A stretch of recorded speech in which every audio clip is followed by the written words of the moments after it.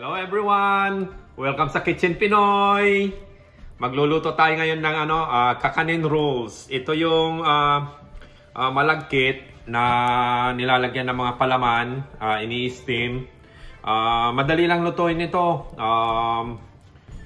Steamer lang ang kailangan natin. At saka ito yung mga ingredients natin. Ito, kung nasa abroad kayo, ito yung glutinous rice flour. Ito siya. Nagiling na siya.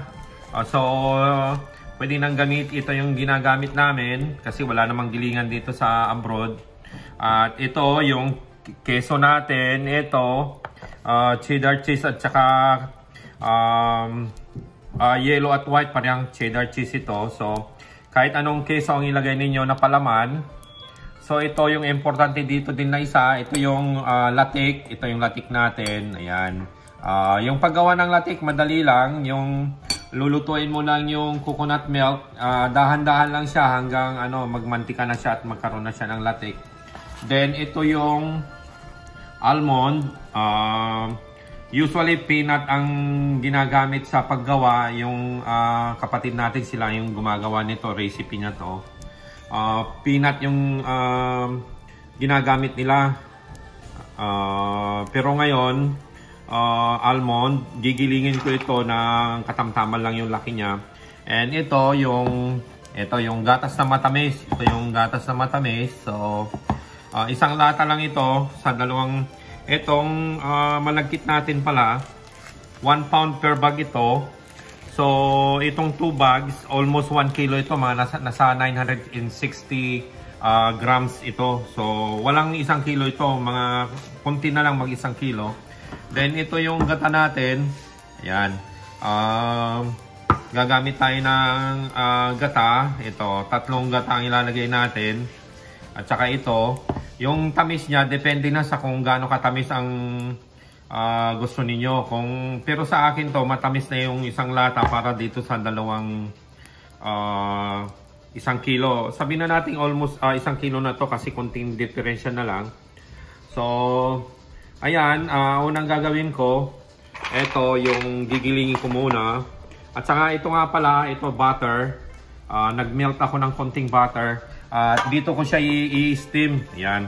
Lalagyan ko ng butter ito. Ito yung aluminum tray ko.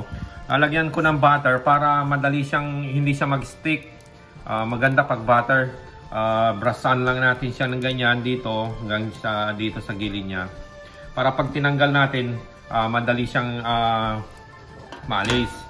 So, ayan, umpisan na natin. And so, yung hindi pa nakasubscribe dyan, subscribe na kayo sa channel namin. At saka huwag nyo kalimutang i-ring din yung bell dyan sa kabilang side niya. Magkatapat yan, ring the bell at saka yung subscribes para pag may bago kaming adventure dito sa abroad, mapanood nyo kaagad. So marami tayong adventure dito, fishing, cooking, pati carpentry, pati mechanic, ginagawa natin yan. So huwag nyo kalimutan yan. And sa mga nag-subscribe at saka mga laging nanonood sa channel namin, maraming salamat. Happy New Year everyone! So, umpisa na natin. Gigilingin ko na itong almond natin dito. Ito, may maliit akong gilingan dito. So, ito yung gagamitin ko. Ayan.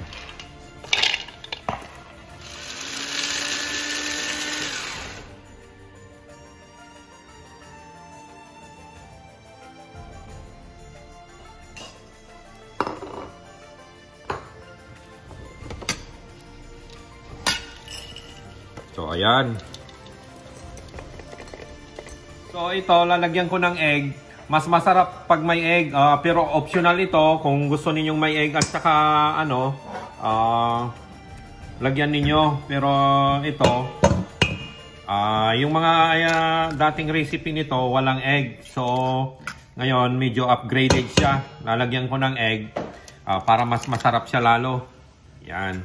So, ang original na recipe nito, asukal ang ginagamit, hindi gatas na matamis at walang egg. Kaya ito ngayon, hybrid ito na recipe natin. So, i-mix ko lang yung egg. Yan, mix lang natin siya.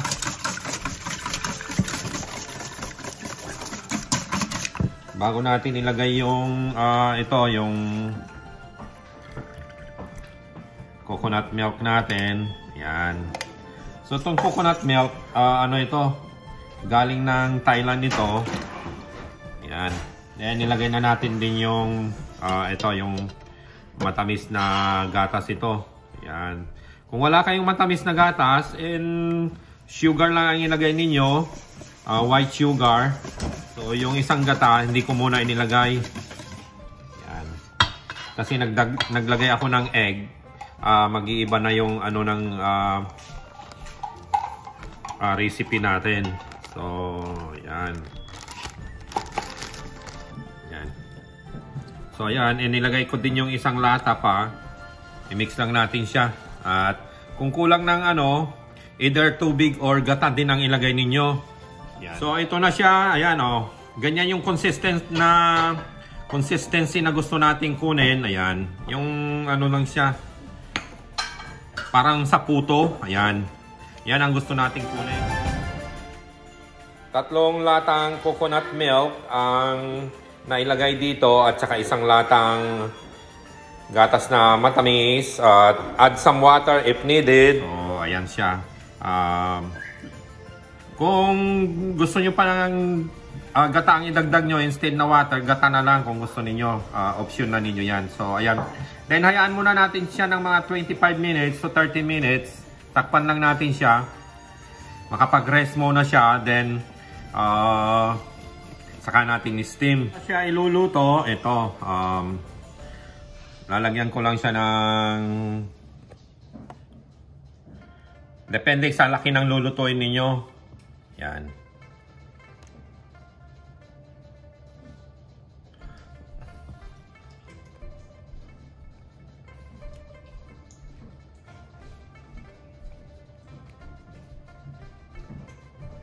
Yan. Lalagyan ko ng bali ano to, yan, 4 cups ang ilalagay ko dito. Yan. Kasi ito, pag naluto na siya, ano, ipla-flat din natin siya. Yan. So, ito. And huwag kalimutan lagyan ng butter dito sa ilalim niya at saka sa side para ano siya, para hindi siya dumikit. So, ayan, yung steamer natin. And lagyan din natin ng isa pa dito. So, i-mix lang natin siya. Pagkatapos ng ano, nag-rest siya ng 30 minutes, i-mix lang ninyo ulit kasi nag-solidify na siya sa ilalim. So, yung sugar niya, hindi ito masyadong matamis.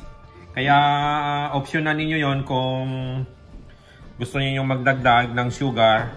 Dagdagan nyo na lang yung naayon sa panlasa ninyo. Then, steam ko lang siya ng 20 to 25 minutes. Ayan. After 20 minutes, i-check natin siya kung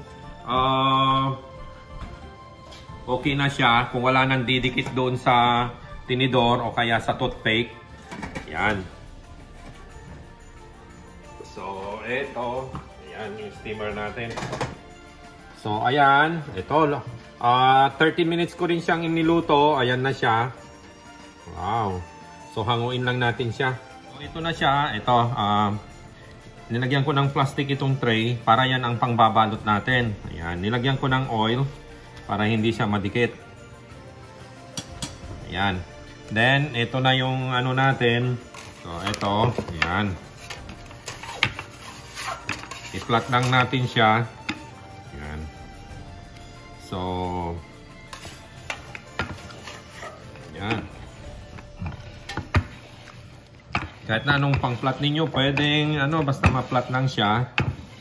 Yan. So, ito yung sa kanin. Yan, pwede rin yan. Yan, flat lang natin siya. Lagyan na natin ng yung natin, palaman niya. Yan. Ito yung latek. Yan. So,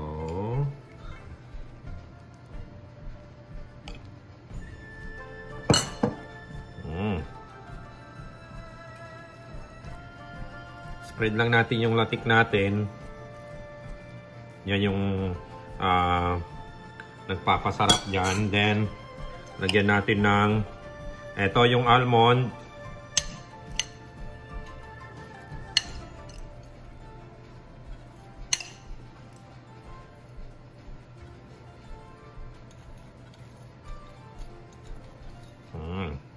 Then yung cheese natin, ito yung cheddar cheese. Yan. Depende na sa kung gaano karami ang ilalagay ninyo.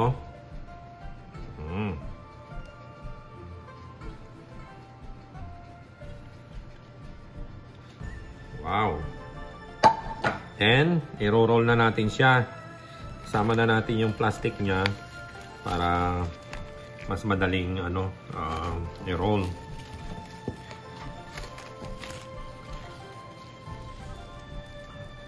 Yan. So, habang ni-roll,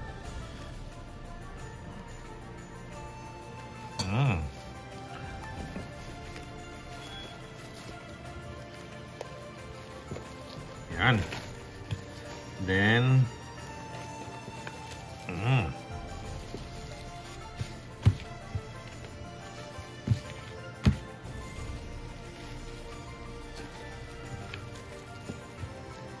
shape lang natin siya. Ayan. Tali natin dito sa dulo niya para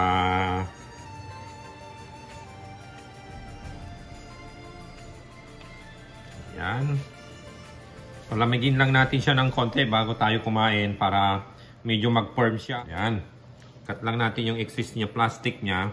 So ayan, na-roll na siya. Ayan. Hayaan muna nating lumamig ng konti para masarap siyang, madali siyang hiwain. Parang gusto ko ng tikman eh. So ayan, dyan na muna siya. So ito na siya. Ayan. Yan, malamig na siya ngayon. Kasi kanina mahirap, pag mainit pa siya, mahirap siyang hiwain. So ayan, yung kakanin rolls natin.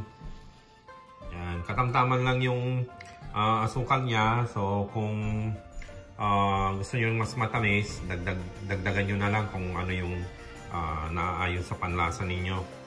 So, ayan. Thank you for watching, guys. Our kakanin rolls.